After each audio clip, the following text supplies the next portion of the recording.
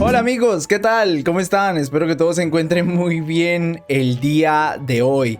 De verdad que me siento muy contento, de verdad me complace saludarlos.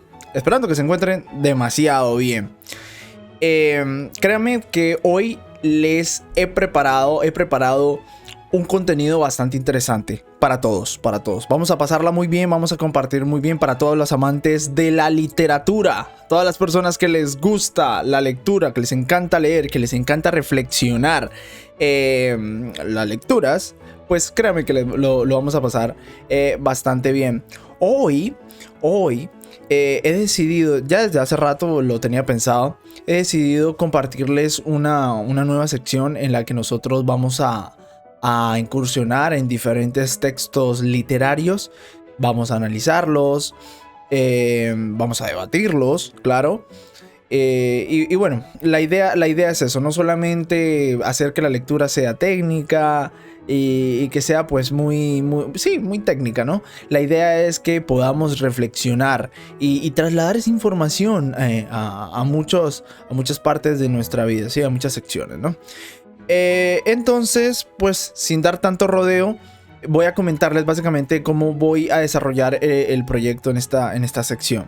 Bueno, básicamente yo hace rato tenía pensado que pues leer algunos textos, leer algunos libros. Yo soy amante a la literatura, a los libros, ¿verdad? También me gusta escribir. Y entonces pensé en cómo compartir esto con las demás personas, pero no quería hacerlo de una forma lineal en la que yo tuviese que leer un libro completo en una sesión. O sea, la idea era que no se viese tan aburrida. Lo que yo quería hacer, lo que yo deseaba hacer, era hacer algo bastante sintetizado, bastante resumido, y en el que cada uno de nosotros pudiésemos reflexionar, como les dije hace un momento, pasarla bien y reflexionar sobre estas lecturas. Pues nada, entonces yo les voy a explicar cómo va a ser la mecánica. Por ejemplo, esta sección va a empezar con un libro que me llama, pues, un libro que para mí es muy especial. Lo leí ya hace un par de años y bueno, hoy he querido aperturar esta sección con este libro. Y este libro no es nada más y nada menos que el segundo tratado sobre el gobierno civil, aquí lo podrán ver, de John Locke. Un libro que esboza diferentes ideas sobre el mundo de la política. Y yo sé que a muchos a lo mejor les va a aburrir, pero créanme que no se dejen llevar por la portada y no se dejen llevar por esos dogmas, ¿no? Por esos dogmas, esas creencias que muchas veces nos alejan de lo que realmente es. Son la maravilla de las cosas. Créanme que una vez nos sumerjamos a este texto, podremos tener una visión mucho más clara de lo que es la política, de cómo funciona un gobierno, ¿sí?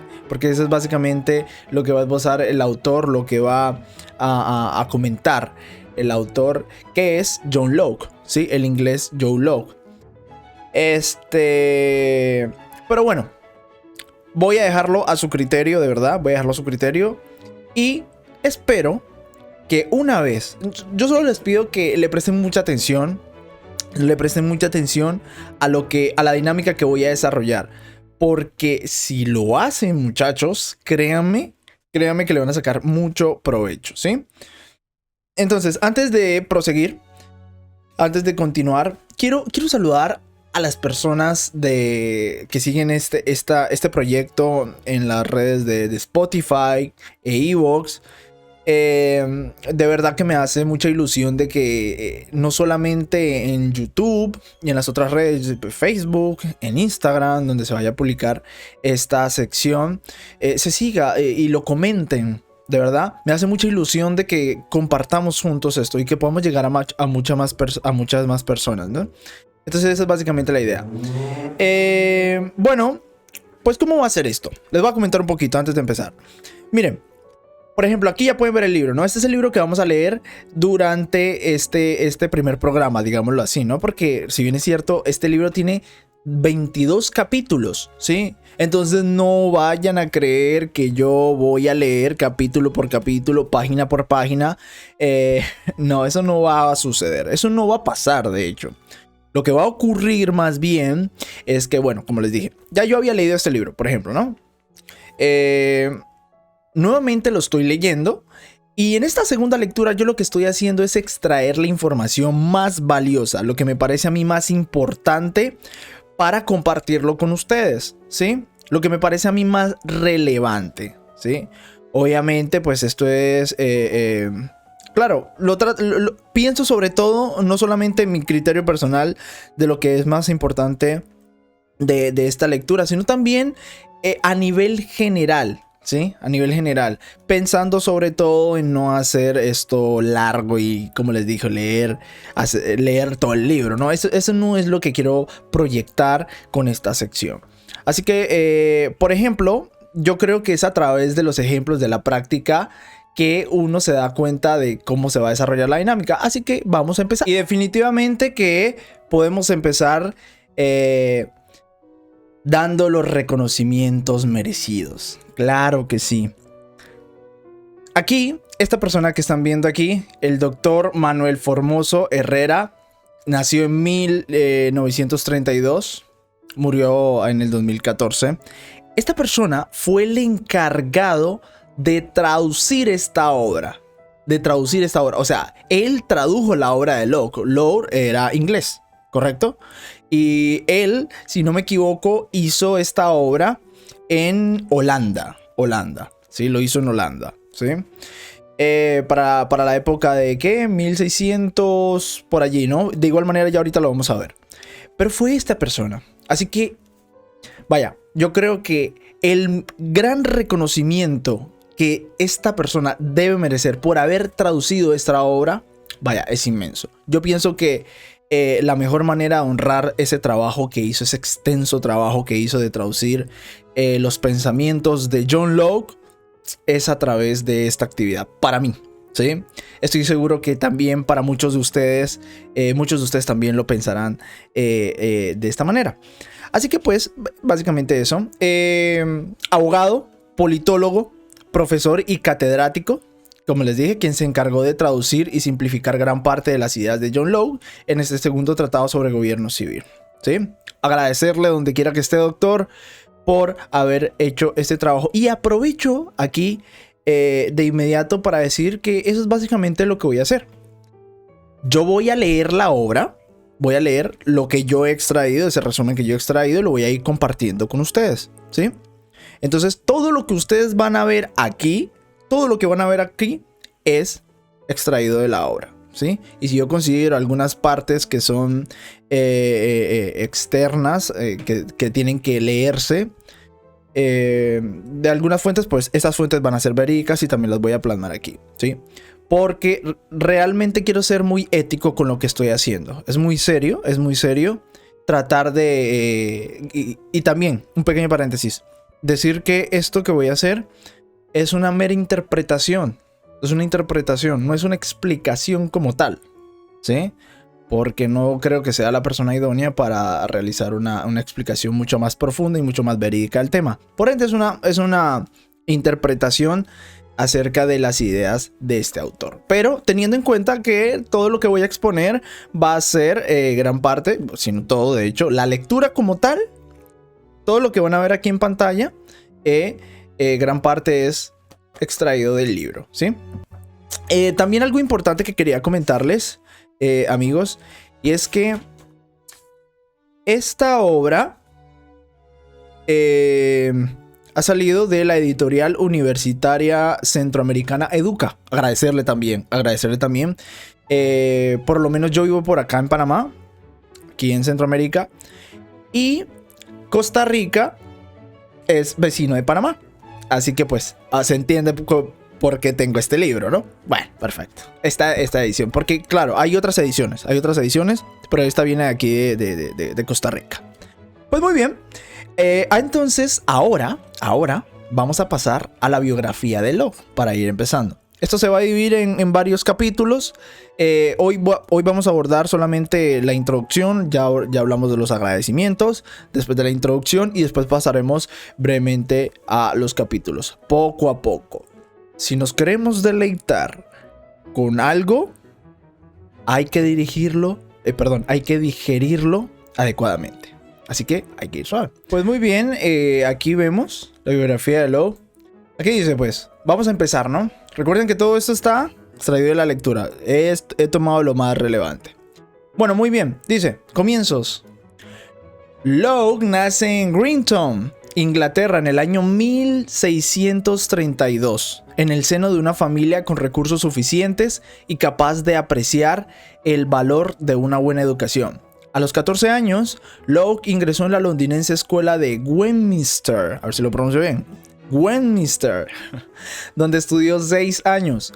A los 20 ganó una beca para la Universidad de Oxford, en la que permaneció 15 años realizando diversas tareas y diferentes estudios. Cabe mencionar algo importante, y es que Locke no solamente realizó esta obra política, ¿no? De hecho, él tiene un libro que ahorita mismo no me acuerdo. Él tiene una obra, un ensayo acerca de la conducta humana, ¿no? No me acuerdo muy bien el nombre, pero igual ahorita mismo en el momento de la edición esto se va a plasmar, ¿sí? En el que habla pues acerca de la conducta humana según sus pensamientos. Esta es la segunda obra del Tratado Civil. Estas ya son ideas políticas, porque decir también que él tiene un primer tratado, ¿sí? Entonces este es pues el segundo tratado, pues. Cuando hablemos del primer capítulo, porque el primer capítulo de esta segunda obra es la recapitulación de ese primer tratado, ¿sí? Cuando lleguemos ahí pues hablaremos un poquito del tema. Pero nada, esto es un poquito de Locke. Y también decir algo importante. Por ejemplo, a Locke se le considera el padre del empirismo. ¿Qué es lo empírico, no? Este es un buen momento para hablar de estas ideas que también son bastante importantes. De hecho, yo me acuerdo que yo tuve la oportunidad de crear un video la vez pasada donde hablaba acerca de qué era el empirismo. Y voy a utilizar parte de ese video para que podamos entenderlo un poquito más. Pues nada, el empirismo, como bien aparece aquí, es una teoría filosófica, ¿sí? Es una teoría filosófica que se basa más que todo en la evidencia, ¿sí? Entonces vamos a seguir con el ejemplo del anterior video. Se lo voy a comentar. Por ejemplo, miren, yo hablaba en ese video, utilizaba el ejemplo de la gravedad, ¿sí? Entonces imagínense ahorita mismo, vamos a colocar un ejemplo de la gravedad. Piensen que ahorita mismo empezamos a teorizar acerca de la gravedad. Hablamos de las propiedades de la gravedad, llegamos a diferentes conclusiones, pero siempre desde ese marco teórico, ¿no? Solamente estamos teorizando, ¿sí? Utilizamos las matemáticas, que ustedes muy bien saben que es a través de las matemáticas que la ciencia fundamenta todo lo que cree, ¿no? ¿Sí? Pero, aquí viene un asunto. Para los empiristas, la creencia de las cosas no solamente se basa a partir de la teoría, sino de la práctica.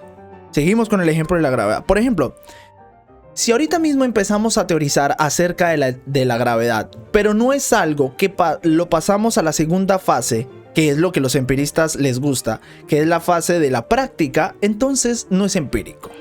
Es decir, es algo empírico cuando utilizamos esa misma teoría, cuando esa misma teoría la pasamos a la práctica. Cuando sabemos que en el mundo de la práctica es válido también. O sea, lo que estamos teorizando es válido. Entonces ahí se le puede denominar algo empírico. Y John Locke es el padre del empirismo, ¿sí? Así que es bastante interesante. Por eso les decía que no solamente se basaba en estas ideas políticas. Y de hecho también tiene una gran relevancia en el justnaturalismo, ¿no? que pues no voy a entrar en esas ideas ahorita mismo. Quiero concentrarme en este libro. Pues nada, hablemos un poquito del contexto histórico, ¿sí?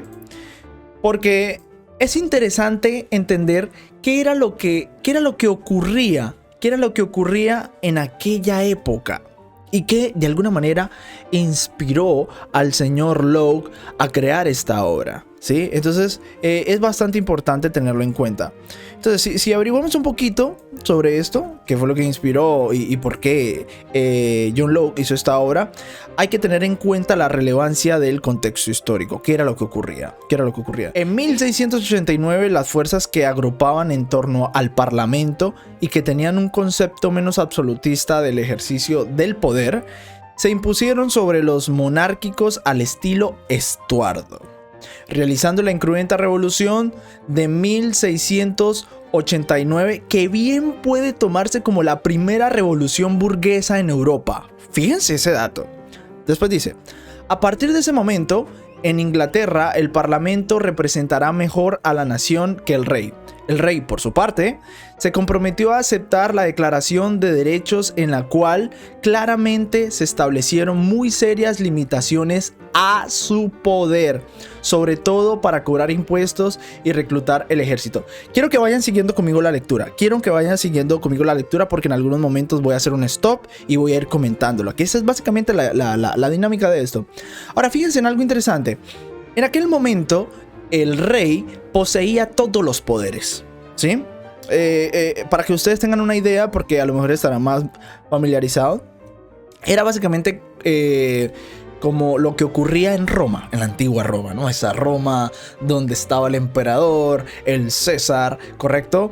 Y estos emperadores, gran parte de ese reinado poseían lo que cuando hablamos de monarquías absolutas, por ejemplo, que ahorita ya lo vamos a ver más a fondo, cuando hablamos de estas monarquías absolutas, son aquellos emperadores, son aquellos monarcas que poseen todo el poder ejecutivo. Bueno, para que tenga otro pequeño paréntesis, recuerden que el poder de un gobierno se divide en tres. O sea, el poder de todo un gobierno se divide en tres partes: el poder ejecutivo, el poder legislativo y el poder judicial. Bueno, estos tres poderes estaban a cargos de los monarcas, ¿sí? Entonces, por eso es que les estoy diciendo que en aquel entonces, para cuando Logue escribió este libro, escribió esta obra, el monarca, el rey, tenía estos tres poderes. Entonces, ya aquí a través de estas revoluciones ya se va que la idea de estas revoluciones es que el pueblo dice, venga, nosotros no estamos de acuerdo que el rey tenga estos tres poderes, que solo estén estos tres poderes. Entonces queremos que haya una división, porque si bien es cierto este concepto de república, que es la república ya utiliza el concepto de división de poderes, ¿sí? Si bien es cierto este concepto de la república ya estaba un poquito avanzado en la época de Logue, ¿sí? Ya se había hablado hace tiempo. De hecho, les voy a comentar otro dato. Cuando ingresó el concepto de la república en la antigua Roma, esto provenía de los griegos. Porque los griegos, si ustedes evalúan el libro de Platón, la República de Platón, en esta obra se habla básicamente, los griegos empezaron a hablar de la ciudad ideal. ¿Cuál era la ciudad ideal? Dentro de ese análisis profundo que hicieron los griegos, ¿qué dijeron? Bueno, el poder debe dividirse. No debe estar en manos de una sola persona. Debe dividirse, ¿sí? Entonces, este concepto es griego, la antigua Grecia. Esto nace aquí, ¿sí? Son los griegos los que empiezan a crear estas ideas del gobierno ideal, ¿sí? Bueno, para que vayan viendo, eso fue hace mucho tiempo. Estas ideas se van trasladando a la antigua Roma. Bueno, no quiero profundizar tanto porque nos estamos metiendo en otra historia, pero guarda gran relación. Entonces, lo que les quiero decir es que en aquel entonces, cuando Logue escribió esta obra, ya esto estaba avanzado, ¿sí? Entonces, por eso es que se realizaban estas revoluciones, porque no estaban de acuerdo de que el poder estuviera en manos de una sola persona, en el rey, ¿no? Entonces se realizan estas revoluciones. Sigamos con la lectura. ¿Sí? Para los que me están siguiendo, necesito que me sigan porque he sintetizado esta información para que se haga fácil la situación, ¿no? Cabe decir que a partir de este antecedente se creó lo que hoy se conoce como monarquía constitucional, la cual no es otra que una forma de gobierno, presten la atención, en el cual existe separación de poderes, donde el monarca ostenta el poder ejecutivo, nombrando al gobierno, mientras que el poder legislativo lo ejerce una asamblea o parlamento, habitualmente por los ciudadanos. ¿Ven? Por eso les decía, ¿cuáles eran las ideas de estas revoluciones? Decirle, ¿sabes qué? Muy bonito todo, pero yo no quiero que usted tenga todos los poderes, ¿sí? Entonces, como ya este concepto de la división de poderes estaba avanzado, pues ellos también querían que se utilizara este concepto allá en su tierra, ¿no? Y bueno, esto es básicamente lo que sería una monarquía constitucional. Si vemos ahorita mismo... ¿qué es esto de monarquía constitucional? Veremos algo interesante que es la diferencia a lo que sería una monarquía absoluta, que es una monarquía absoluta en la que todos los poderes están en una sola persona. Todos los poderes. El ejecutivo, el judicial y el legislativo. O sea, todos los poderes, ¿sí? No es como por ejemplo, yo estoy aquí en Panamá. Panamá es una república. Panamá ahorita mismo tiene el concepto de república, en la cual hay división de poderes. Los poderes del Estado no solamente están en una sola persona, sino que están divididos. Por ejemplo, aquí hay una asamblea legislativa, ¿correcto? Aquí hay un poder ejecutivo, que es donde se encuentra el presidente de la república. Pero esto es muy diferente a lo que ocurre ahorita mismo en países anglosajones como Inglaterra, ¿no? En el país anglosajón como Inglaterra, en el que, ojo, no hay monarquía absoluta, ahora hay una monarquía constitucional, en la que ustedes conocerán obviamente a la reina Isabel. La reina Isabel, ¿dónde se encuentra? En el poder ejecutivo. Fíjense que no se cambia nada de esas solemnidades, o sea, se mantiene esas tradiciones de reyes y todo lo demás, ¿no? Pero la reina solamente puede tener esos efectos de poder del Estado en el poder ejecutivo. Por eso, en la monarquía constitucional, ahora sí hay un parlamento. Tengo entendido y no recuerdo muy bien si este parlamento es bicameral, o sea que tiene dos cámaras, que está dividido por dos cámaras, o es unicameral. Creo que sí, solamente hay una cámara, como ocurre aquí en Panamá, que aquí hay 72 diputados en la asamblea. Hablemos un poquito ahora de las ideas políticas. Porque aquí el doctor Manuel Formoso Herrera ya empieza hablando, nos hace un análisis, ¿no? De cuáles eran las ideas políticas de Locke. Y dice algo interesante, miren, pero ¿a quiénes confía la comunidad este depósito?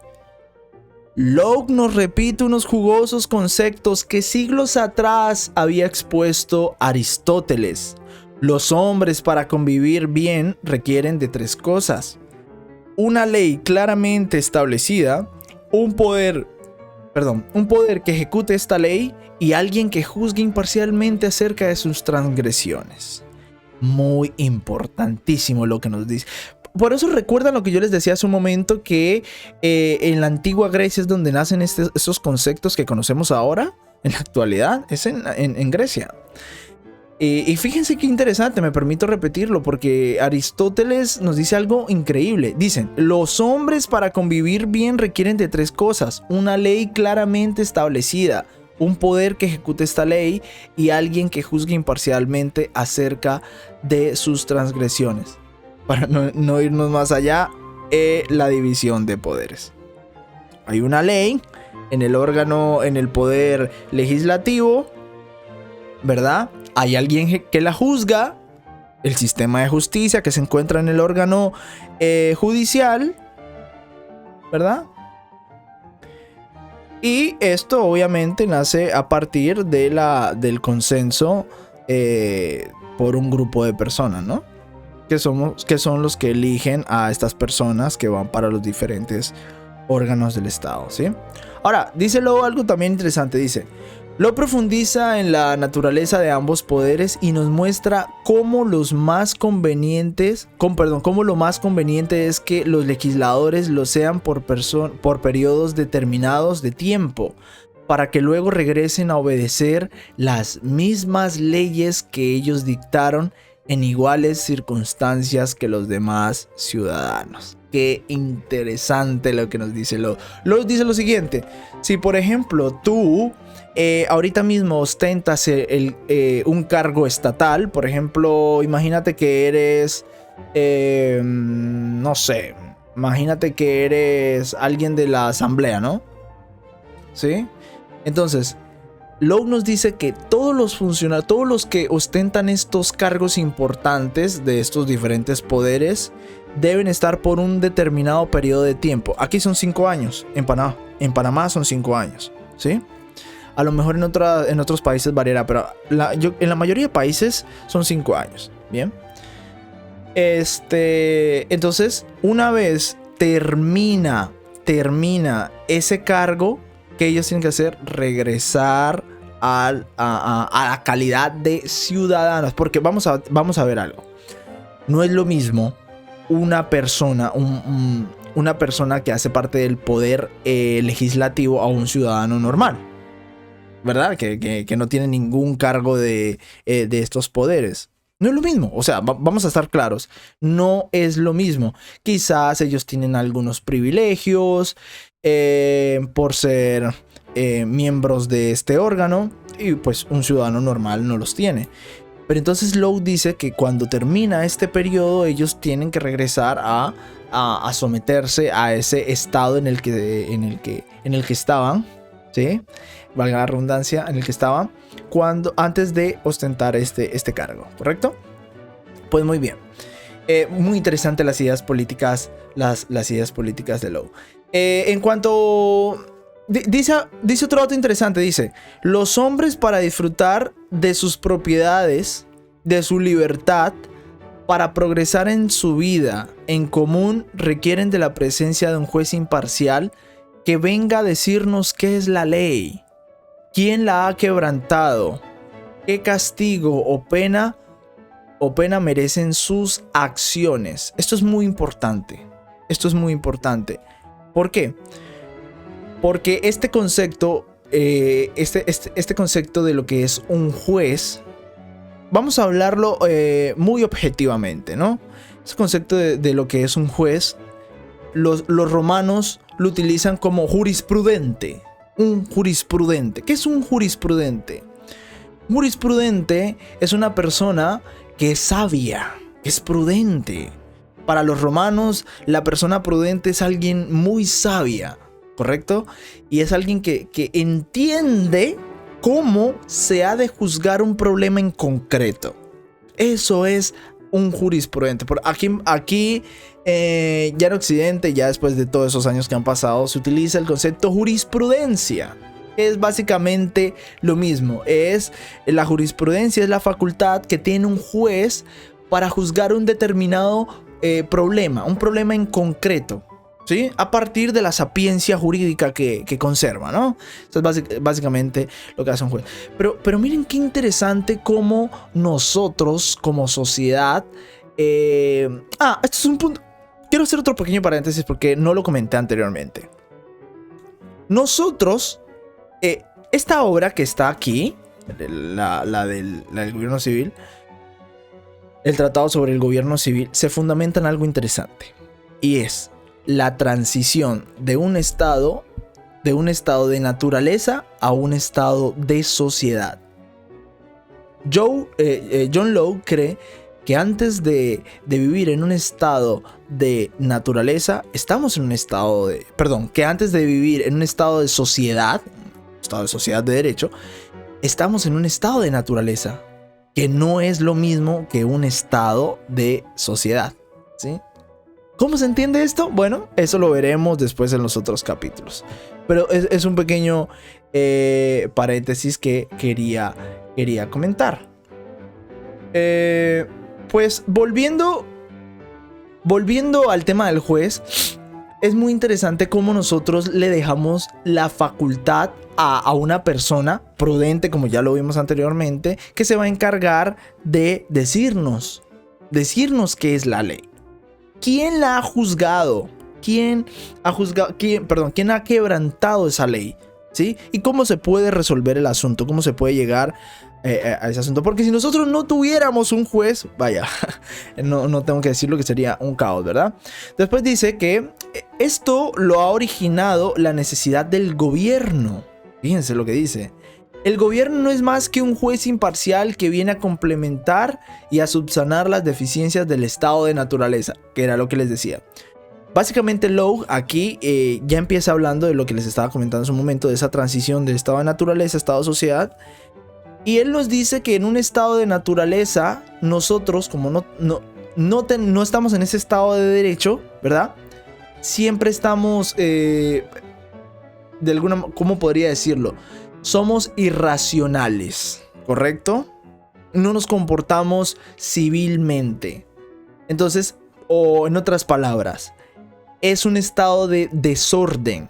Como nosotros en ese estado de naturaleza vivimos en un estado de desorden, necesitamos de alguien que se encargue de colocar orden. Esa es básicamente la idea, ¿no? De estar en un estado de derecho, vale la redundancia, ¿sí? Así que es básicamente eso. Instituciones políticas, veamos algo interesante.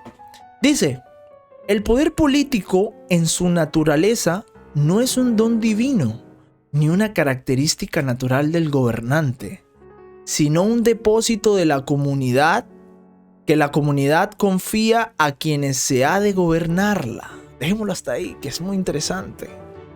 O sea, el poder del Estado de gobierno no proviene, no es sobrenatural, no es sobrenatural, sino que esto proviene a través de esa necesidad que les estaba comentando. Cuando los hombres en ese estado de naturaleza, ¿qué es un estado de naturaleza?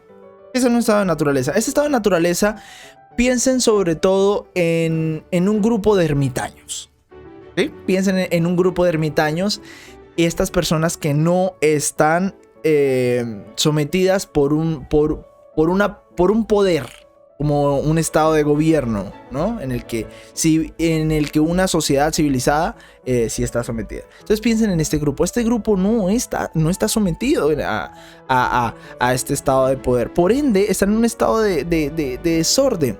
Entonces, a través de ese estado de desorden se crea la necesidad de crear orden en ese estado de naturaleza. Cuando estas personas aceptan esa idea, es donde se crea un estado de derecho, se crea un estado de gobierno, se crea la figura de esa persona que dice, sí, perfecto, pues muy bien, nosotros como comunidad vamos a decidir que una persona nos lleve a un estado de orden, ¿correcto? Y ahí es donde, a través de esa necesidad es que se crea ese poder político. Entonces, por eso es que no es divino. Por eso es que no es divino. Recordarán que hace unos momentos yo les hablaba de la diferencia. Les hablaba del justnaturalismo, que John Lowe también tiene gran importancia en el justnaturalismo. Y el justnaturalismo es eso. El justnaturalismo es todo orden de la naturaleza que no es creado por el hombre. Por ejemplo, naturalmente hablando, claro. La creación de las plantas, de todo lo que haga parte de la naturaleza, eso no es creado por el hombre. Eso es creado por una inteligencia superior al hombre, ¿correcto? Entonces, por eso se hace la diferencia. Ustedes, si quieren entender mucho más esta diferencia, yo los invito a que lean el libro de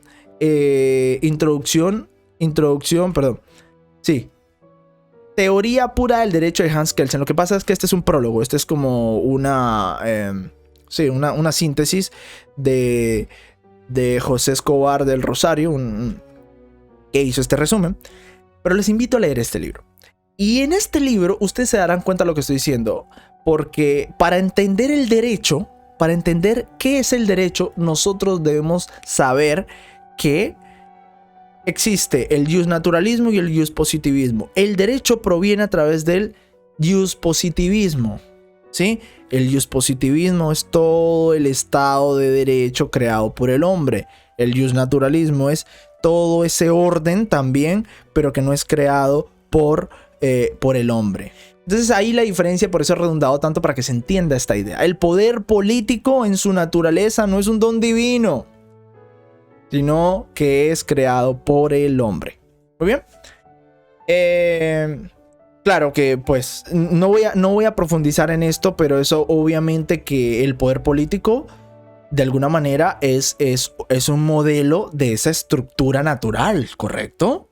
Todo lo que vemos, porque si por ejemplo una de las primeras cosas que podríamos nosotros entender y fundamentar, argumentar para esto, es que del por qué el poder político es un modelo de esa estructura de la naturaleza, es que el hombre para crear un estado de derecho se ha inspirado en esa figura divina, ¿correcto?